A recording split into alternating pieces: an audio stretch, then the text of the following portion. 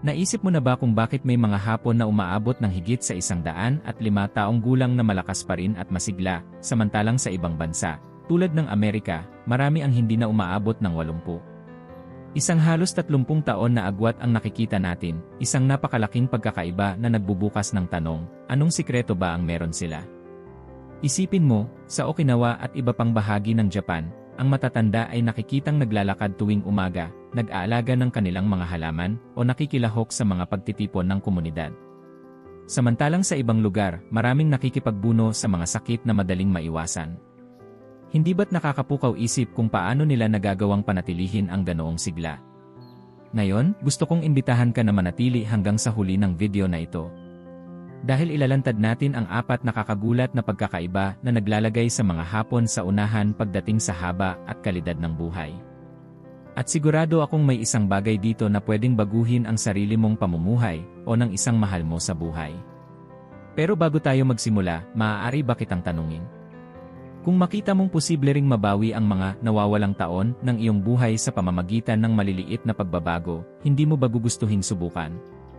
Kung huwag mong palampasin ang mga susunod na minuto. At isa pa, kung pakiramdam mo ay mahalaga ang kaalaman tungkol sa kalusugan at mahabang buhay, makakatulong ka sa pamamagitan ng pagsuporta sa channel na ito. Pindutin ang i-subscribe at ang kampanilya para hindi ka mahuli sa mga bagong video. At habang nanonood, gusto kong makipag-usap ka rin sa akin. Iwanan sa komento ang numero 1 kung gusto mo ang ganitong uri ng nilalaman, o numero 0 kung sa tingin mo may dapat pa tayong baguhin. Handa ka na ba? Tara na at tuklasin natin ang mga sikreto. Pagkakaiba hiri, ang dieta ng hapon ay nagpapahaba ng buhay, habang ang karaniwang pagkain ay maagang kumakain ng taon. Kapag pinag-uusapan ang mahabang buhay ng mga hapon, hindi maaaring ihiwalay ang kanilang pagkain. Para bang bawat plato ay hindi lamang tungkol sa lasa, kundi isang sining na nilikha upang alagaan ang katawan. Sa Japan, ang pagkain ay itinuturing na isang uri ng medisina, hindi para gamutin kapag may sakit na, kundi upang pigilan ang sakit bago pa ito lumitaw. Isipin mo ang isang simpleng hapunan doon, maliit na piraso ng isdang mayaman sa omega-3 gaya ng salmon o sardinas, kasabay ng nilagang gulay tulad ng labanos at seaweed na puno ng mineral na riyan din ang miso soup at natto, nasagana sa probiotics na tumutulong sa tiyan, at syempre, isang tasa ng berdeng tsaa na puno ng antioxidants. Hindi ba't parang piyesta ng kalusugan sa bawat subo? Kung ihalintulad natin ito sa karaniwang pagkain ng marami sa atin, ano ang nakikita mo? Malalaking serving ng pritong manok, matatamis na soft drinks, at mga pagkain puro mantika at asukal. Totoo, masarap sa bibig, pero mabigat ang kapalit, mataas na presyon, labis na timbang, at mga sakit na madaling makapinsala sa puso at utak. Sa Pilipinas, marami ring nakasanayan na pagkain na sobrang alat o mamantika, chicharon, instant noodles, at matatamis na inumin na parang bahagi na ng araw-araw. Ngunit, maaari bang baguhin ang ganitong nakagawian ng hindi biglaan?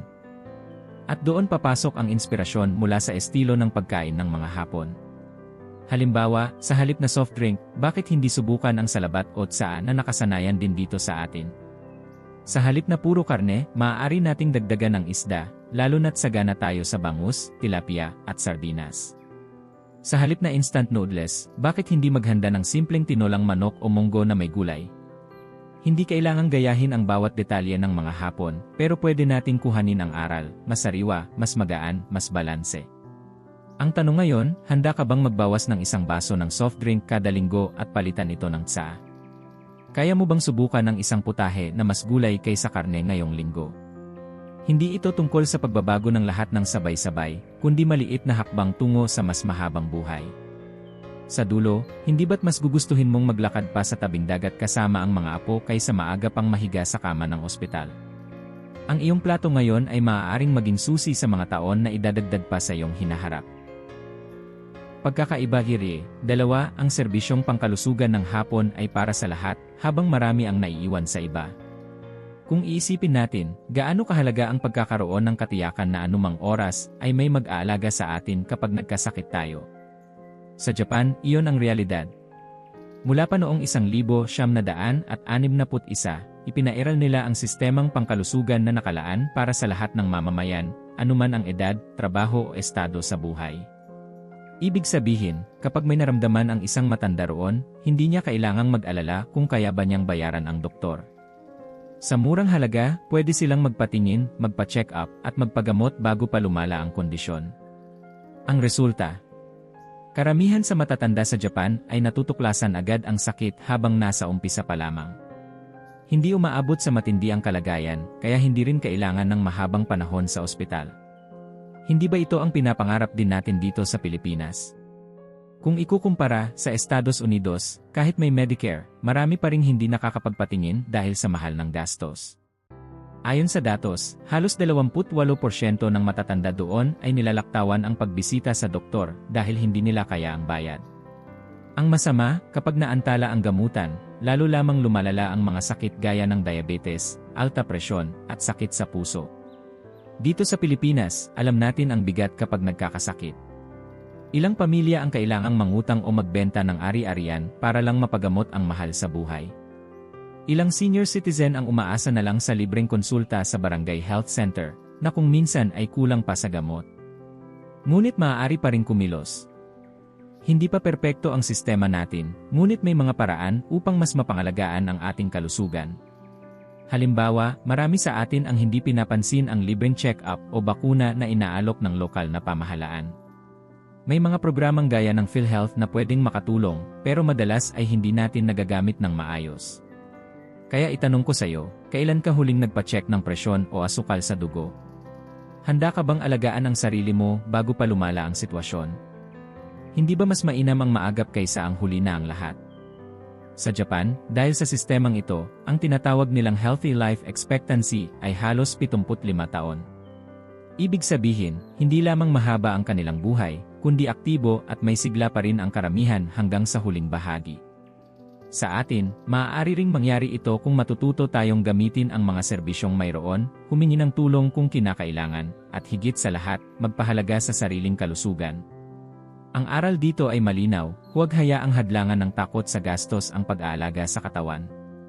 Ang bawat check-up na ating nilalampasan ay maaaring katumbas ng ilang taon na nababawas sa ating buhay.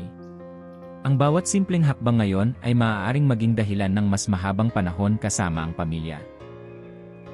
Pagkakaiba giri, tatlo, aktibo at konektado ang mga matatanda sa Japan, samantalang marami ang napuputol sa iba.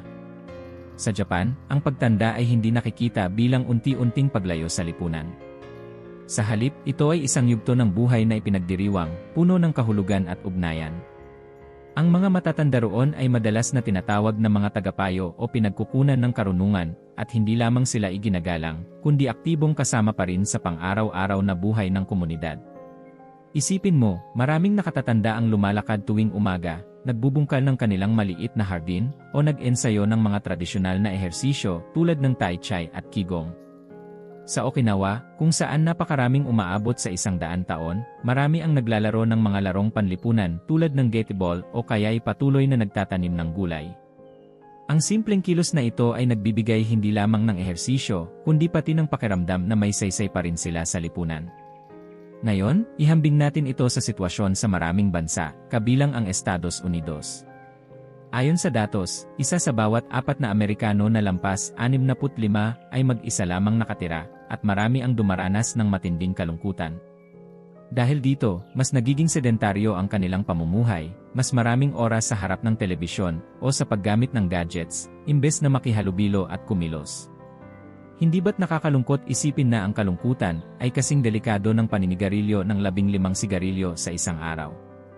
Ipinapakita ng mga pag-aaral na ang ganitong uri ng pag-iisa ay nagpapabilis ng pagbagsak ng katawan at isipan. Kung isipin, hindi rin tayo ligtas dito sa Pilipinas. Marami sa ating matatanda ang naiwan sa bahay, samantalang abala ang mga anak sa trabaho o nasa ibang bansa bilang nanay. Madalas, ang matanda ay nananatili na lang sa upuan buong maghapon, walang kausap, walang aktibidad.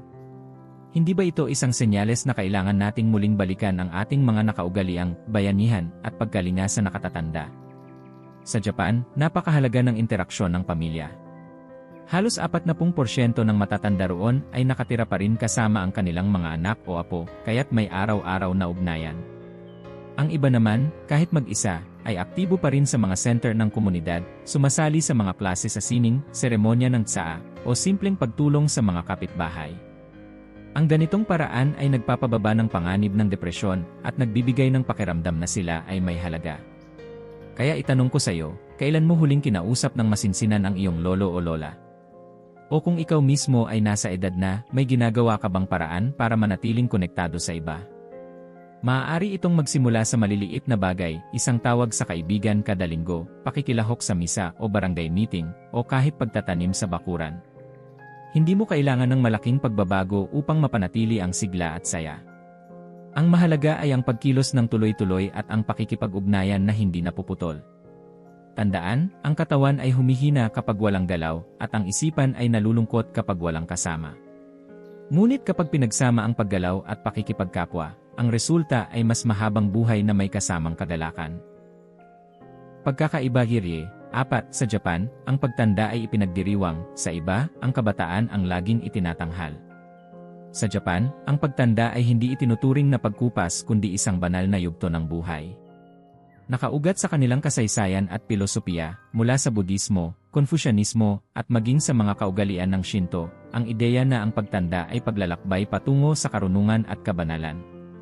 Ang matatanda ay hindi lamang basta nakikita bilang mga matanda, kundi bilang mga ilaw na gumagabay sa mas batang henerasyon. Araw-araw, makikita ang paggalang na ito. Ang opinyon ng mga nakatatanda ay pinakikinggan sa mga desisyon ng pamilya at komunidad. Mayroon pang pambansang selebrasyon na tinatawag na Respect for the Aged Day, kung saan ang buong lipunan ay nagpapakita ng pasasalamat at pagkilala. Hindi ba't napakaganda kung ganito rin lagi ang pakikitungo sa atin dito? Sa kabilang banda, sa maraming bansa, kabilang ang Estados Unidos, malakas ang diin sa kabataan. Ang enerhiya, kagandahan at inobasyon ay madalas iniugnay sa pagiging bata, samantalang ang pagtanda ay nakikita bilang paglayo sa halaga. Maraming matatanda roon ang hindi na nakikita, parang itinabi na lang. Ang resulta, pakiramdam nila ay wala na silang saysay, at madalas nauwi ito sa depresyon o pagkadama ng kawalan ng halaga. Kung tutuusin, hindi rin nalalayo ang sitwasyon sa Pilipinas. Malapit tayo sa pamilya, at natural sa atin ang mag-alaga ng matatanda sa bahay. Pero hindi ba't minsan, dahil sa hirap ng trabaho at pangingibang bansa ng mga anak, marami pa ring matatanda ang nakakaranas ng pakiramdam na sila'y pabigat. Minsan, naririnig natin mismo sa kanila, ayaw ko nang maging abala sa inyo. Hindi ba't masakit yon? Sa Japan, ang mga nakatatanda ay aktibong kasama sa lipunan. Marami pa ring nagtuturo ng sining, musika o tradisyonal na gawain tulad ng ikebana o tianoyo. Marami rin ang nakikilahok sa voluntaryong gawain, pagtuturo sa kabataan, o pagtulong sa mga kapitbahay. Kaya't kahit sila'y lampas 80 o 70, mayroon pa rin silang layunin at halaga sa komunidad. Ang ganitong pananaw ay may epekto hindi lang sa damdamin kundi pati sa kalusugan.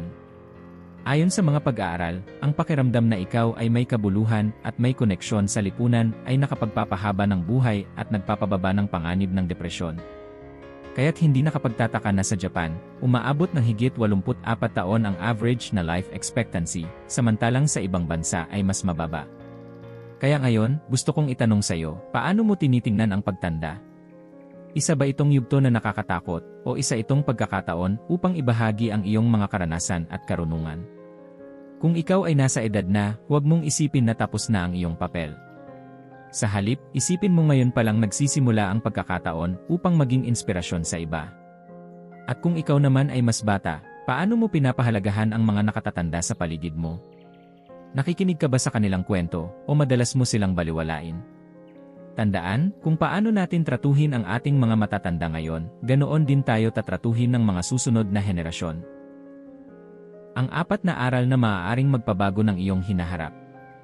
Ngayong narinig mo na ang 4 na nakakagulat na pagkakaiba, masasabi mo bang handa ka ng kumilos?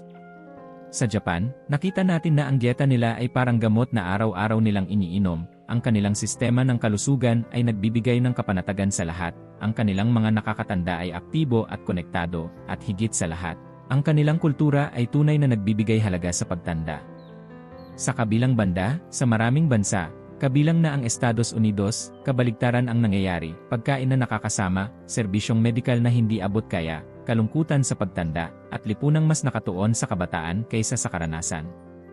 Ngunit ang tanong ay ito, kinakailangan ba nating lumipat sa Japan para maranasan ang ganitong kalidad ng buhay? Hindi. Dahil ang mga aral na ito ay maaari nating isabuhay kahit nasaan tayo, dito mismo sa Pilipinas. Isipin mo ito, kung babawasan mo ang soft drink at papalitan ng tsaa, kung sisimulan mong maglakad araw-araw sa barangay plaza o tabing dagat, kung tatawagan mo ang isang kaibigan o apo linggo-linggo, at higit sa lahat, kung kikilalanin at pahahalagahan natin ang mga matatanda sa ating paligid, hindi ba't unti-unti ring magbabago ang kalidad ng ating buhay? Ang kalusugan at haba ng buhay ay hindi lamang nakukuha sa mamahaling ospital o imported na gamot. Nagsisimula ito sa simpleng desisyon araw-araw.